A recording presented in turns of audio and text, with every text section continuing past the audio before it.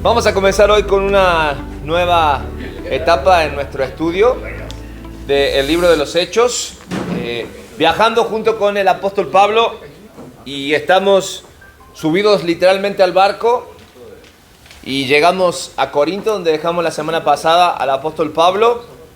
Y una vez que deja Corinto, Pablo se mueve a una nueva ciudad, y es allí donde lo encontramos en Hechos capítulo 19. Pero antes de meternos en materia y antes de analizar un poco la historia de Hechos capítulo 19, quiero contarte una historia. Y era la historia de un hombre que fue a visitar a su amigo que tenía una carpintería. Y cuando llegó a aquel lugar, vio que en un rincón arrumbada tenía una gran hacha. Entonces le preguntó a su amigo el carpintero por qué esa herramienta estaba ahí y no la usaba para cortar. Y el carpintero lo miró y le dijo: es que no sirve para cortar. Hace tiempo que dejó de tener filo, y cada vez que yo la agarro y quiero utilizarle, quiero golpear, me cansa, me lastima y no está funcionando. El amigo se quedó pensando y dijo: un instrumento que sirve para cortar, que no corta, seguramente es porque no tiene filo y por lo tanto no puede cumplir su propósito. Creo que esta historia o esta anécdota tiene a modo de representar muy bien muchas veces la vida de muchos de nosotros como cristianos. Y digo esto porque a veces tenemos forma para cortar, pero no tenemos filo. A veces tenemos la presencia, pero no tenemos el poder para hacer las cosas que debemos hacer. A veces conocemos la historia, pero no damos frutos. Y muchas veces tenemos las herramientas necesarias, la Biblia, la oración, pero nuestro espíritu está apagado. A veces tenemos la fuerza, pero no tenemos la autoridad espiritual. Y precisamente vamos a estudiar Hechos capítulo 19, donde considero que es un capítulo que como hombres nos va a servir para que saquemos filos. Dios afilando nuestras vidas. Y decía, dejamos la semana pasada al apóstol Pablo allí en Corinto, y hoy vamos a ver cómo el apóstol Pablo llega a Guadalajara, a Éfeso. A Éfeso. Me confundo. Lo que pasa es que, ¿sabes qué? Estuve leyendo un poco de Éfeso, estuve investigando un poco de Éfeso, y yo te pregunto, y a ver si no te pasa lo mismo que me pasa a mí. Y me confundí, porque yo pensé que Pablo estaba llegando a Guadalajara. Mira, te voy a dar algunas características de Éfeso para que podamos ver que no son tan distintas. Éfeso era una ciudad influyente, religiosa y próspera. ¿Sí? ¿Estamos de acuerdo? Mira, Éfeso había templos, imágenes y tradiciones. ¿Sí? ¿Estamos de acuerdo? Éfeso estaba llena de gente espiritual, pero realmente con un vacío total. Hablando espiritualmente. Creo que eso es parte de del diagnóstico que podemos hacer tranquilamente de nuestra ciudad. Había magia, había supersticiones, había una mezcla de fe, había una gran oferta sexual de todo tipo en Éfeso. Pero yo pregunto, y me digo a mí mismo, si Dios pudo cambiar a la ciudad de Éfeso, si pudo encontrar en Éfeso hombres que marcaran la diferencia, ¿lo podrá hacer en Guadalajara? Sí. Yo creo que sí. No solamente las similitudes se encuentran en lo parecido que son las ciudades, sino que vamos a ver cómo el mismo Dios que levantó y encontró hombres en la ciudad de Éfeso, hoy puede y quiere levantar hombres en medio de nuestra ciudad. El tema del día de hoy, de Hechos capítulo 19, son hombres de verdad en una ciudad de apariencias. En una ciudad de apariencia, ¿no? Y creo que la pregunta que podemos y tenemos que responder en esta mañana es: ¿cómo podemos vivir con poder real en medio de una sociedad que vive del qué dirán? Creo que sigo hablando de lo mismo, ¿verdad? Sigo hablando de las mismas cosas. Y vamos a ver rápidamente en este tiempo aspectos de aquellos hombres que realmente pueden vivir, u hombres verdaderos en medio de una sociedad de apariencia. Decíamos, Hechos capítulo 19 comienza cuando Pablo sale de Corinto y deja a Apolos, a este que había conocido precisamente allá en Corinto, el cual se tomó un tiempo después de 18 meses de dejar gente preparada en aquel lugar para entrar en Éfeso. Y dice que cuando llegó a Éfeso, los primeros 7 capítulos, te los voy a resumir en forma rápida, vamos a aprovechar esto. Dice que llega y se encuentra con unos discípulos que conocían del Evangelio, que habían sido, digamos, instruidos en lo que Juan el Bautista predicaba. Y va a mencionar o va a decir que eran 12 hombres que había en aquel lugar. Sin embargo, estos hombres, cuando se preguntó, cuando se cuestionó su fe, no se puso en duda su fe, pero el problema era que eran hombres que llevaban una vida cristiana mediocre, si lo queremos llamar así, por ponerle un título. No habían experimentado lo que era la llenura del Espíritu Santo. Entonces, lo primero que nosotros vamos a aprender de estos hombres de verdad en una ciudad de experiencia es que Dios busca hombres, y completamos en nuestras hojas, que no se conforman con una fe a media. La gente con la que se encuentra el apóstol Pablo allí en Hechos capítulo 19 son personas buenas, son personas sinceras, son personas con una buena actitud. Pero cuando Pablo se pone a hablar de ellos, cuando se pone a hablar con ellos, se da cuenta que tenían fe, pero no había una plenitud de espíritu en su vida. Tenían una fe real, nunca lo pone en duda, pero estaba incompleta. Es como muchas veces, no sé si te ha pasado, que ahora si vas a comprar un teléfono inteligente, pues aún los de gama media o gama baja tienen un montón de funciones que nosotros no utilizamos, ¿verdad? Y de repente te topas con las generaciones como nuestros hijos que te dicen, a ver papá, hay muchas cosas en tu teléfono que tú no usas porque nosotros generalmente y básicamente lo utilizamos para llamar, para mensajear y para ver videos, ¿no? Y el resto de las cosas no sabemos para qué se usan y podemos sacar muchas más cosas y hacer muchas más cosas. Bueno, muchas veces pasa igual con nuestra vida cristiana. Tenemos muchas cosas que podemos utilizar, pero no las estamos utilizando correctamente y nos vamos por lo que es fácil. Muchas veces nos vamos por la religiosidad, por asistir, por estar, por compartir, por tener una Biblia, por escuchar canciones, pero realmente experimentar la llenura del Espíritu en plenitud, muy pocas veces o muy pocos aprovechamos de esa oportunidad. Fíjate lo que dice Efesios capítulo 5 versículos 18 al 19. Hay una comparación que hasta parecía burda de parte del apóstol Pablo, porque le dice, no se emborrachen. Buen consejo, ¿verdad? No se emborrachen. Pero si quieren sentir esa sensación de que pierden el control y que alguien más toma el control de su vida, dice, no se emborrachen, pues eso lleva al desenfreno. Al contrario, fíjate con qué lo compara. Llénense de ¿qué? Del Espíritu Santo. Llénense del Espíritu Santo. Y va a decir, hablando entre vosotros, con salmos, con himnos, con cantos espirituales, y canten y alaben de todo el corazón. Es interesante. Pareciera en esta comparación burda que el apóstol Pablo, muy extremista, ¿qué tiene que ver la borrachera con la llenura del Espíritu Santo? Bueno, es simple. Lo que está en común es, ¿quieres perder el control? Que sea a través de la llenura del Espíritu Santo de nuestra vida. Y ojo, cuando hablamos de ser lleno del Espíritu Santo, no hablamos de experimentar sensaciones espectaculares.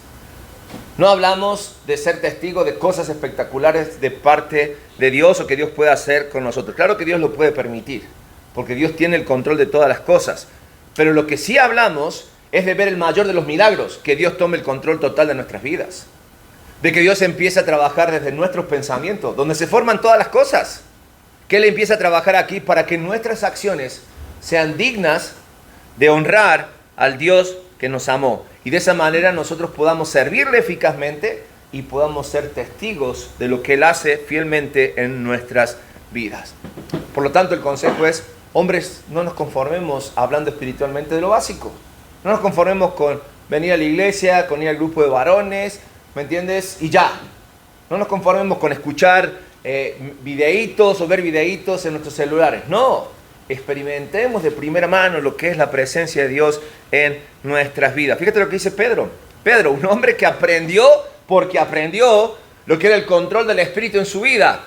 Porque muchas veces, en muchas oportunidades, el apóstol Pedro tuvo confrontaciones serias consigo mismo y con Cristo, al punto que tuvo que bajar a lo más profundo, ser humillado para aprender la lección. Y luego el apóstol Pablo va a decir en su segunda carta, el apóstol Pedro, en su segunda carta, en el capítulo 3, versículo 18, ¿qué cosa? Antes bien, Creced en la gracia. Fíjate, creced en la gracia y en el conocimiento de nuestro Señor y Salvador Jesucristo. Pedro está diciendo esto. Sí, Pedro el rudo. Pedro el escamoso, el mecha corta. ¿Me entiendes? Él dice, antes bien, lo mejor que puedes hacer en tu vida es crecer en la gracia de nuestro Señor y Salvador Jesucristo. Hombres, necesitamos aprender que para realmente ser hombres de verdad en un mundo o en una ciudad de apariencia, un hombre de Dios, completamos nuestras hojas, no se conforma con lo mínimo. Deja que el Espíritu Santo dirija su vida. Dirija su vida. Yo sé que suena en el papel muy bonito, muy emotivo, muy hasta romántico. Pero yo sé que en la práctica cuesta. Pero te puedo decir que vale totalmente la pena. Dos. Para ser hombres de verdad en una ciudad de apariencia, Dios busca hombres que enfrenten la oscuridad con la autoridad espiritual. Hasta aquí todo bonito. El apóstol Pablo se encuentra con estos discípulos de Juan el Bautista, pone su corazón en orden, les enseña que la fe no tiene que ser a media, tiene que haber compromiso. Y parece que comienza como todo a fluir en Éfeso, ¿no? Pablo aparte entiende, ya no va a discutir a la sinagoga, entiende que su ministerio es con los gentiles, está trabajando, parece que todo va sobre rieles, todo va bien.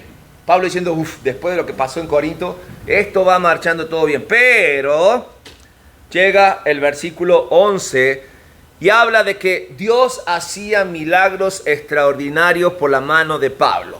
Ahí podríamos cerrar el capítulo y decir, Éfeso, este es el lugar donde Pablo tiene que estar. De tal manera que aún se llevaban los enfermos y los sanaba. Pero, versículo 13, algunos de los judíos, exorcistas ambulantes, caray, ¿estabas pensando en poner un negocio? Exorcismo ambulante. Yo no sé si pagaban permiso, ¿no? Pero ahí estaban. Exorcistas ambulantes intentaron invocar el nombre del Señor Jesús sobre los que tenían espíritu malo, diciendo, os conjuro por Jesús, el que predica Pablo. Estaban colgándose, ¿verdad? De las oportunidades. Me llama mucha atención. Exorcistas ambulantes que vieron que Dios hacía milagros y utilizaba a Pablo, entonces empezaron a ver el negocio y dijimos, te sacamos el espíritu, pero con el Dios de Pablo. ¡Wow! Pero lo que viene después nadie se lo esperó.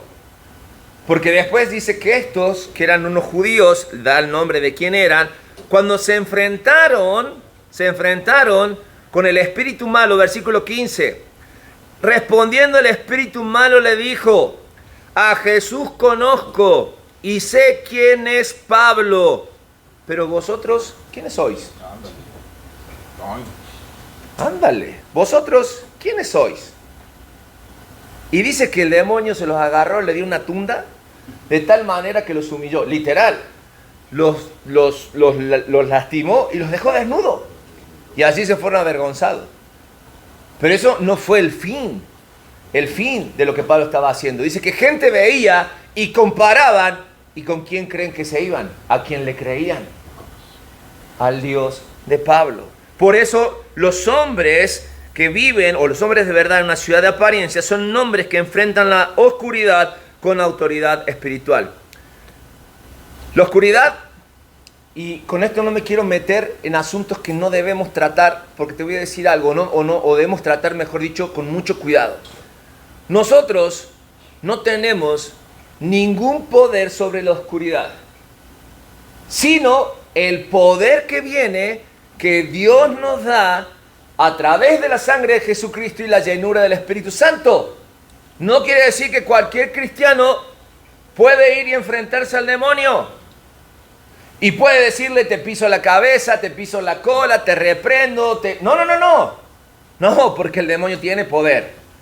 Y a través de la historia vemos lo que puede hacer. Y vemos lo que está haciendo. Y vemos que los demonios conocen. Y vemos que los demonios creen. Y vemos que los demonios tienen autoridad. Porque también se les da autoridad. Pero aguas, cuidado. Para realmente poder estar y enfrentar a este tipo de oscuridad, debemos tener el poder que solamente Dios nos da. Es como aquel electricista que fue llamado por una persona a su casa y le dijo, oye, ¿qué crees? Compré una lámpara nueva, pero no funciona. Dice, trato de prenderla, pero no funciona. Entonces, ¿puedes venir a revisar a ver si hay un problema en mi conexión de la casa? Entonces llegó el electricista, se fue a las llaves, tocó acá, vio los fusibles aéreos, checó, todo estaba muy bien y le dijo, a ver, en una de esas el problema está en la lámpara. ¿Dónde está la lámpara que compraste? Ah, pues aquí está. Y el electricista agarró la lámpara, la observó y cuando agarró el cable, la conectó. ¿Y qué crees? Funcionó la lámpara. Tener poder que viene de lo alto significa estar conectado con quien tiene el poder. De eso se trata. ¿Desconectado es imposible? Imposible.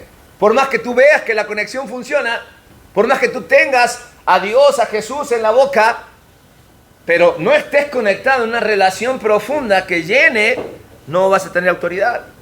Pablo le vuelve a decir a los Efesios cuando le escribe en el capítulo 6, versículo 11, vestíos de toda la armadura de Dios. ¿Para qué?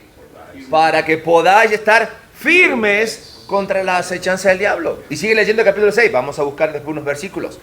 Pero la clave está en prepárate.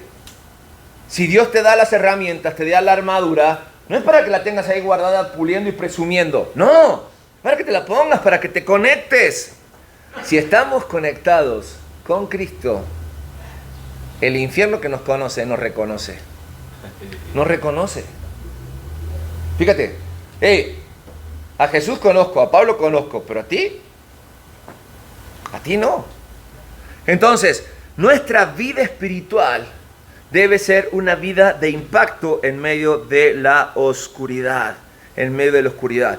Por lo tanto, déjame citar en cuanto a la autoridad espiritual y lo completamos en nuestras hojas.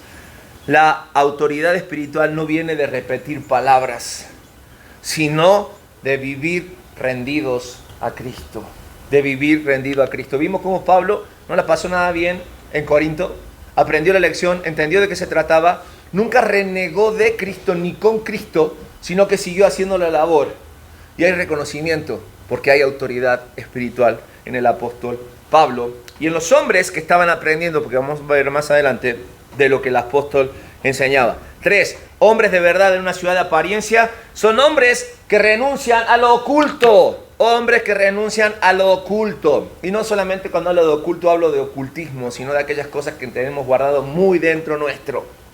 El relato sigue diciendo que cuando esto se hizo notorio a los habitantes de Éfeso, judíos como griegos tuvieron temor de ellos y eran magnificados en el nombre del Señor Jesús. Y muchos de los que habían creído venían confesando y dando cuenta de sus hechos. Así mismo, versículo 19, muchos de los que habían practicado la magia trajeron los libros y los quemaron delante de todos, y hecha la cuenta de su precio, hallaron que eran 50,000 piezas de plata. No, esto no es un detalle mucho menor. Traté de averiguar cuánto eran 50,000 o cuánto serían hoy 50,000 piezas de plata. Los más conservadores dicen que son más o menos 300,000 pesos mexicanos, perdón, 3 millones de pesos mexicanos. Los más acá dicen que son 6 millones de pesos mexicanos. Saquemos un promedio, 4,5, para no errarle. 4,5 millones de pesos quemaron el libro al frente de todos. Y me gusta porque la actitud de los que creían no era, mira, déjame guardarlos un ratito. No va a ser cosa que o lo escondo para que la gente no sepa. O permíteme quedarme con este. No, los quemaron. Se deshicieron de eso porque creyeron. Porque se sometieron y entendieron que nada de eso era bueno delante de lo nuevo que estaban conociendo, que era a Cristo.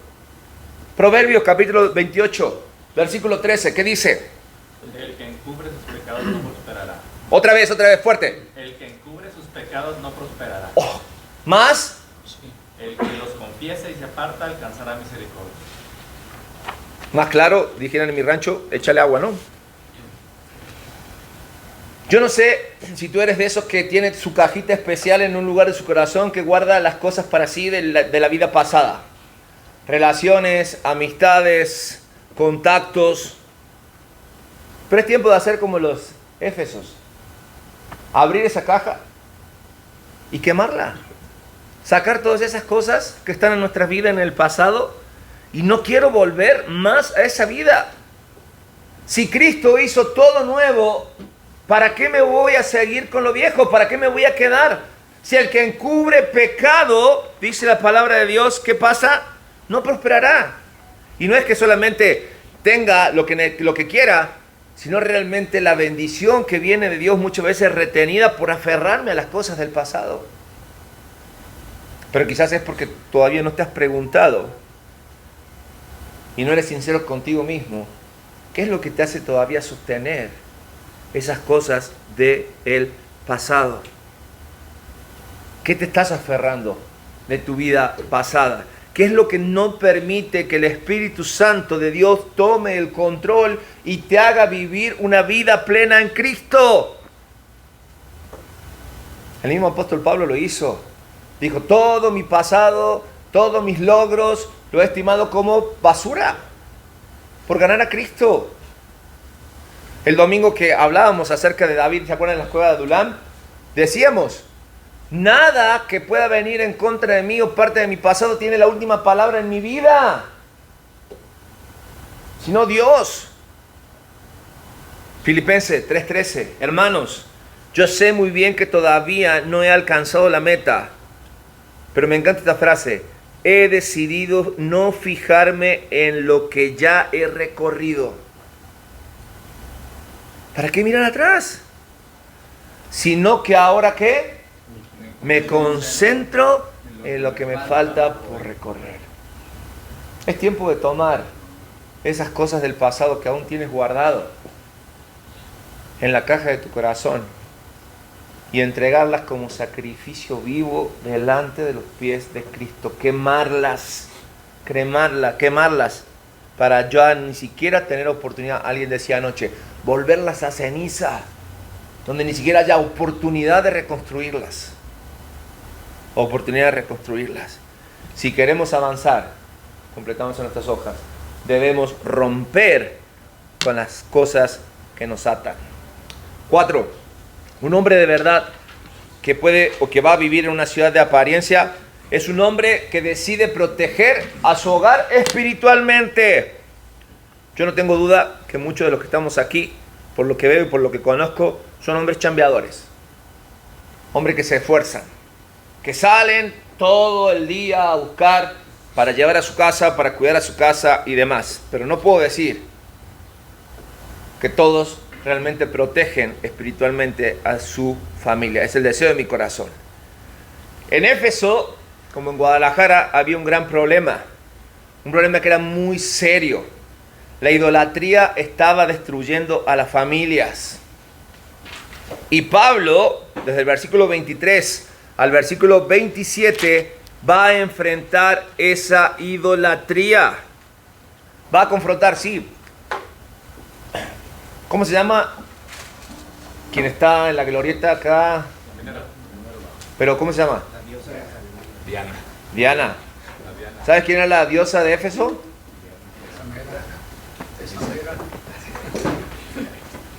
Era el símbolo de la idolatría de Éfeso. Cuando Pablo se enfrenta con la idolatría en Éfeso, ¿sí? Pablo tiene la misma cautela que tiene cuando en Corinto, ¿no? Es interesante porque vamos a ver un poco más adelante la actitud del apóstol Pablo. Pero Pablo es totalmente intencional al denunciar la idolatría. Y hoy en día, quizás tengamos un concepto de decir, pero yo no soy tan idólatra, no tengo ya, superé las imágenes, no voy detrás de... Pero hoy en día hay ídolos modernos, ni tan modernos, porque son los mismos ídolos que de antes, pero quizás que nos afecten más. Y hemos hablado muchas veces aquí, que muchas veces el trabajo se convierte en nuestro ídolo, el dinero se convierte en nuestro ídolo, el orgullo, el tiempo en que pasamos en las redes sociales, el alcohol, la ira, la pornografía y cuántos vicios ocupan el lugar de Dios en nuestras vidas. Y eso es adulterio. La palabra para pornografía, la palabra para idolatría es adulterio, la raíz es adulterio. Y tiene que ver con todo lo que ocupa el lugar de Dios en nuestras vidas. Entonces, cuando pensamos en esto, y nosotros a lo expuesto que estamos todo el tiempo, y lo expuesto que está en nuestro hogar a cuestiones espirituales, creo que debe haber en nosotros el mismo sentir que hubo en Josué. Cuando al final de su tiempo no se está desligando de responsabilidades, está tomando la responsabilidad que él debería de haber tomado desde el principio. Lo interesante en todo esto que ocurre con la vida de Josué es que después de guiar por tiempo al pueblo de Israel en medio del desierto, dejarlo y cumplir su propósito ya en la tierra prometida, Josué dice, hasta aquí yo he cumplido. Ahora la realidad es la siguiente. Josué capítulo 24 versículo 15 dice, pero si no quieren servir al Señor, elijan a quién van a servir. Háganse responsables. Ahora, muchas veces pensamos que la responsabilidad espiritual, del cuidado espiritual, no cae sobre nosotros, cae sobre nuestros líderes. Pero aquí un líder que es ejemplo está poniendo precisamente la vara a la altura que debe de estar. ¿Quién es responsable del cuidado espiritual de sus vidas y de la vida de su familia? El hombre. Nos toca a nosotros. Nos toca a nosotros. Ojo, no estoy quitando responsabilidad a los líderes espirituales de las iglesias. No, para nada. Solamente quiero que cada quien asuma el rol y responsabilidad que le toca. Alguna vez me dijeron, cuando yo estaba del otro lado y me quejaba, y me dijeron y me pusieron en el lugar de una forma muy particular. Me dijo, ¿que acaso tú no tienes Biblia? ¿Acaso tú no sabes orar? ¿Acaso tú no sabes la distancia que existe entre el cielo y tus necesidades, que es la misma que hay entre tus rodillas y el piso? Un líder, un pastor, no adopta ovejas, cuida ovejas, guía ovejas. Las ovejas después eligen su camino. Por eso Josué dice, elijan ustedes a quién van a servir, si a los dioses de sus antepasados servían a orillas del Éufrates, o a los dioses de los amorreos que viven en esta tierra. Por mi parte, mi familia y yo serviremos al Señor. Serviremos al Señor. Creo que el mayor legado, y vamos a hablar al final del legado que podemos dejar para nuestra familia, es un temor sincero delante de Dios.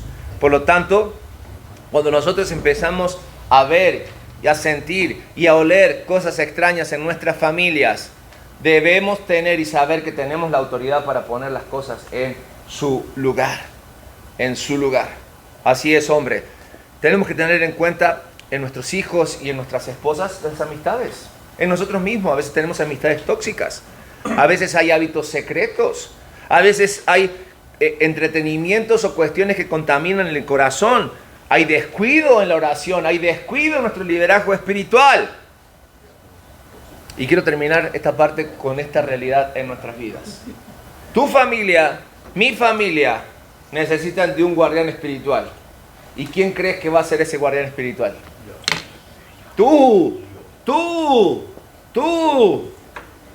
Pon tu nombre ahí en letras grandes y pon, yo tengo que ser el guardián espiritual de mi familia. No hay otro, no hay otro.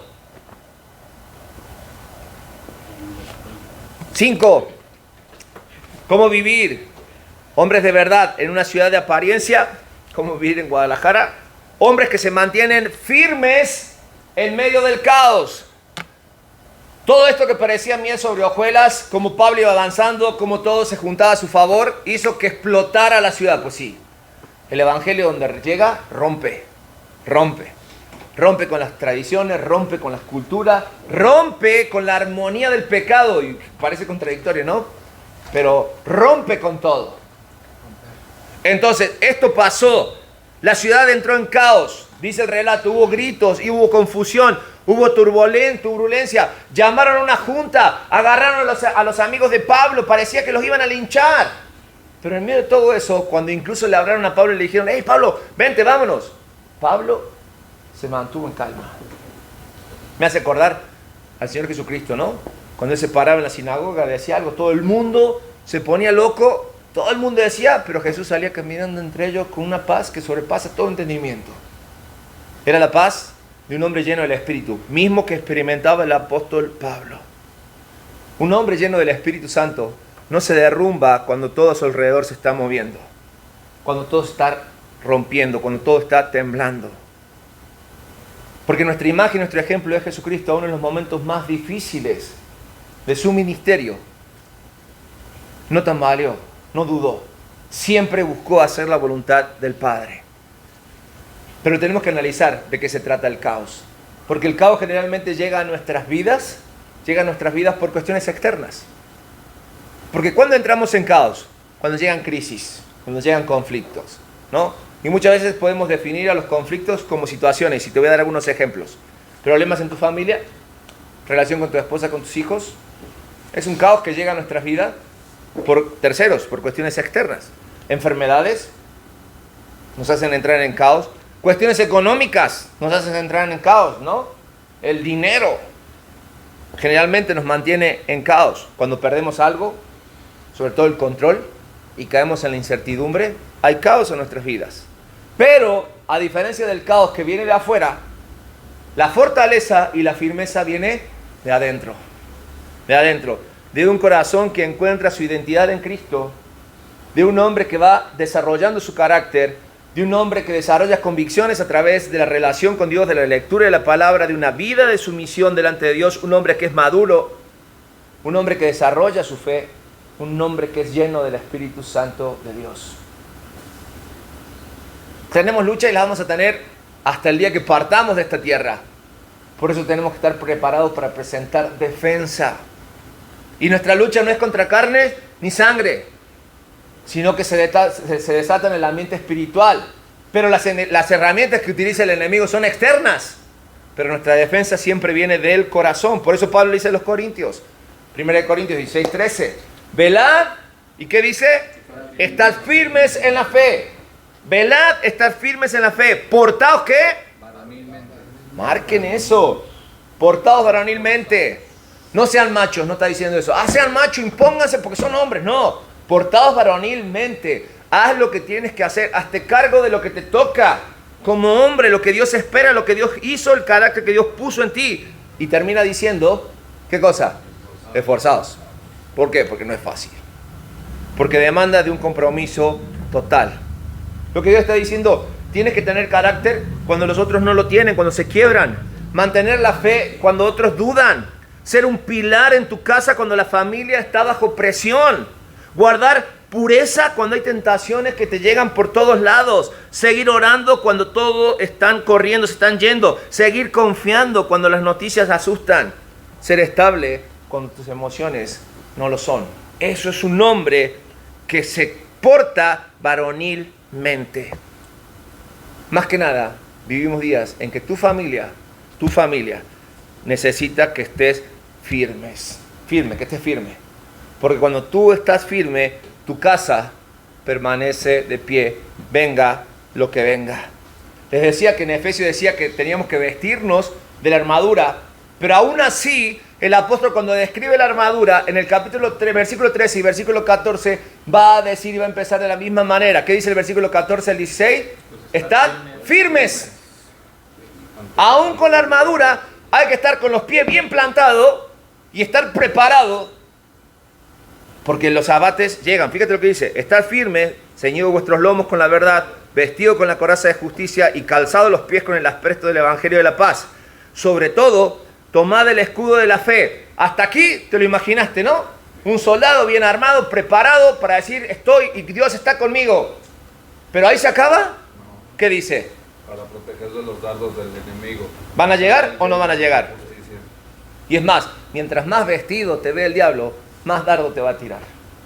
Esa es la realidad. Entonces, definimos este punto. Un hombre cuyo corazón permanece estable es porque su confianza está en Dios y no en las circunstancias. Si tú esperas hacer lo que Dios espera que tú hagas y esperas que las circunstancias cambien, déjame decirte que nunca vas a hacer lo que Dios quiere que hagas. Suena un trabalengua, pero así es. Las circunstancias no determinan nuestro proceder, sino cuando decidimos obedecer. Y punto número 6. Un hombre de verdad en una ciudad de apariencia son hombres que dejan un legado espiritual. El relato termina hablando de que en medio de todas esas broncas que había, que querían linchar a Pablo y a sus amigos, se levanta un hombre, un escribano, no sabemos el nombre. Dice, cuando todo se había apaciguado, o él trató e hizo que la multitud se apaciguara, le dijo, te resumo, a ver, varones efesios, Los que estos hombres están haciendo no están cayendo en ningún delito, porque no se metieron con Diana, no se metieron con esta religión, no se metieron con nadie. Al contrario, si nosotros llegamos a hacer algo en contra de ellos, los que vamos a estar rompiendo la ley somos nosotros. Así de que dejemos esto por acá porque no nos conviene. Así fue. En resumidas cuentas lo que hizo este criado. Por eso le decía que se quedaran con ese pensamiento. No necesitamos ir a voltear la diana. Ahí puede estar el tiempo que quiera. Y ahí va a seguir. Porque no, cuando nosotros hablamos de la verdad de Cristo, no necesitamos atacar a ninguna religión, a ningún pensamiento, ni nada. Ya van 2 veces que vemos al apóstol Pablo en Corinto, cuando se metió y vio todos los dioses, no dijo, hipócritas, y les dijo, ustedes son adoradores, se van a ir al infierno. Vio, y dijo, ¿qué hago? El Dios no conocido. ¿Quieren que les hable de él? Vengan. Y hasta le dieron un auditorio, y ¡pum!, cayeron un montón de corintios. Y ahora, aún sabiendo dónde se metía, toda la idolatría que había, nunca les tocó a Diana, nunca les tocó a los templos, nunca les dijo nada. Y había uno que se dio cuenta y dijo, hey, tranquilo, los que estamos obrando somos mal, estamos dando lugar a que nos diga las cosas, alabo a Dios. Porque así sucedía.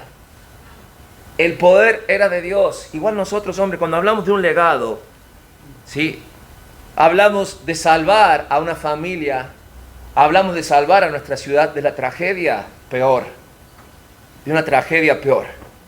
Y cuando hablamos de legado, hombre, nos referimos a dejar el futuro salvado para nuestros hijos y para nuestros nietos, en cuanto a dinero y a bienes. Hablamos de un legado espiritual. Hablamos de lo que mismo que Pablo le encargó a Timoteo en su segunda carta, en el capítulo 2, versículo 2. Todas estas cosas que habéis aprendido y oído de mí entre muchos testigos, te encargo a los hombres fieles que serán idóneos para enseñar también a otros. El legado eterno se refiere a una huella en la vida de otros, un impacto que aun cuando tú no estés, va a seguir marcando la vida de esa persona. Y eso sí, se continúa de generación en generación. Cuando hablamos de legado podemos decir, sí, un hombre puede ser recordado por su carácter, un hombre puede ser recordado por su trabajo, por su personalidad, y tenemos a muchos de eso en nuestra historia. Pero un legado espiritual es distinto. Cuando hablamos de legado espiritual, es aquello que sigue transformando la vida, aún después de que tú ya no estés aquí. Pablo, Apolo, Cefas, Timoteo, personas que marcaron tu vida, que aún no están, y que tú sigues avanzando porque fue la persona, no que te dijo, échale gana, vas bien, trata bien a las personas, sino que nos enseñó con su ejemplo, y lo que nosotros debemos hacer también. Así se camina con Cristo, así se lucha en oración, así se resiste la tentación, así se ama a la familia, así se confía en Dios bajo presión. Con el ejemplo, con el ejemplo. Es ver el fruto aún cuando ya no estés. El legado espiritual continúa. El legado espiritual empieza, sí, con decisiones diarias, pero no se construye de un día para el otro, porque lleva tiempo para ver el fruto. Fíjate lo que dice el Salmo 112, versículos 1 y 2. 112, 1 y 2. ¿Quién me lo lee, por favor? Bienaventurado el hombre que teme a Jehová y en sus mandamientos se deleita en gran manera. Hasta aquí todo normal, ¿verdad? Hasta aquí quizás todo lo que nosotros quisiéramos ser, deleitarnos en Jehová y encontrar en su palabra todo lo que necesitamos. Pero ¿qué dice? Su descendencia será poderosa en la tierra, la generación de los rectos será bendita. Pregunto, porque hay abuelos nuevos en el público. ¿Quién quiere ver a sus hijos, a los hijos de sus hijos y a los hijos de los hijos de sus hijos cuando tú no estés en el camino del Señor? ¿Quién lo quiere? Yo lo quiero. Yo lo quiero. El mejor legado que podemos dejar, y si quizás Dios no te da la oportunidad de tener hijos, ver hijos espirituales, personas que tú influencias con tu vida, con tu comunión de Dios, con tu llenura en el Espíritu, saber y verlo de la eternidad, que cuando ya no estés en este plano, Dios te utilizó para guiarlos en su camino. El legado espiritual no se construye con grandes actos, sino con constancia espiritual. Cuando somos constantes espiritualmente. Conclusión de este hermoso capítulo de Hechos, capítulo 19. Pablo va a estar 2 años en Éfeso, se va a quedar ahí. Esto abrió la puerta grande para que se levantara en medio de una ciudad idólatra, una gran iglesia que fue de gran testimonio, que luchó, que sirvió de preparación para grandes hombres, que tuvo allí. Pablo después deja instituido a hombres que sigan en aquel lugar. Pero déjame decirte algo, Éfeso cambió porque hombres cambiaron. No fue un gobierno lo que cambió a Éfeso, no fue la multitud, no fue una campaña, no fue una marcha, no fue que exorcizaron a la ciudad, fue que se predicó el evangelio. Hombres que dijeron, Señor, trabaja en mi interior. Hombres que dijeron, heme aquí. Hombres que reconocieron que no querían vivir con una fe incompleta. Hombres que decidieron ya no caminar sin autoridad. Hombres que decidieron cerrar las puertas al pecado. Hombres que decidieron proteger su hogar espiritualmente, mantenerse firme y sobre todas las cosas trabajar en un legado.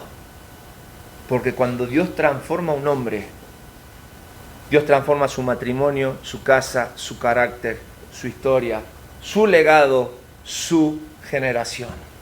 Su generación. Entonces, ¿qué es lo que fue que cambió a Éfeso?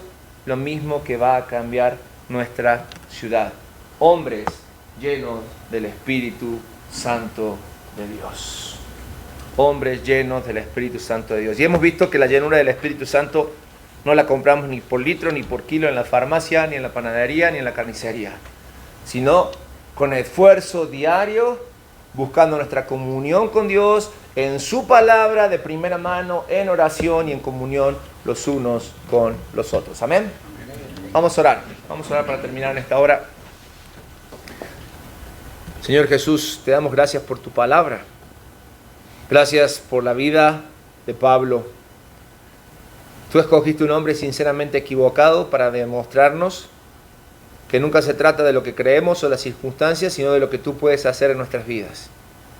Y aquí estamos como hombres deseosos de ser transformados y moldeados. Ser hombres de verdad para enfrentar nuestra ciudad. Ser hombres que tú nos utilices como agentes de cambio para transformar la sociedad que vive tan lejos de ti. Y hemos visto que la única verdad que los hace libres es Jesucristo. Ayúdanos a ser sensibles a su necesidad.